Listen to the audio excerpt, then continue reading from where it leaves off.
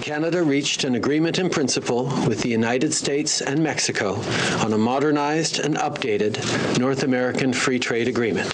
It will now be called the USMCA, the United States-Mexico-Canada Agreement. We continue to have a supply management system that ensures that Canadian milk producers are able to sell their high-quality products to Canadians. We have a supply management system that continues to be very much in place to protect both our agricultural sector and our consumers. This is something that continues. We have made modifications to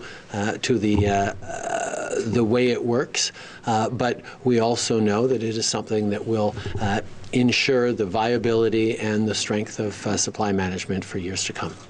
Our supply managed producers will be fully compensated because that is the fair thing to do.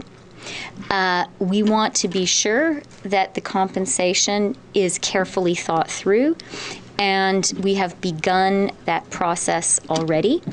And I'd like to remind people that there is still a road to travel before this agreement, this modernized agreement, is ratified and enters into force. And we are going to use that time really thoughtfully and carefully to be sure we get the compensation right. But I do want to emphasize that is a clear commitment of our government. Today's agreement fully upholds the impartial dispute resolution of Chapter 19 of the original NAFTA. When there's a disagreement over trade, it goes to an independent binational panel, and that panel gets to decide. This is, in fact, a very progressive trade agreement. The environment chapter is enforceable. It is much stronger than previous environment chapters. That is a very progressive outcome. The labor chapter is significantly stronger, and that is a very significant progressive outcome.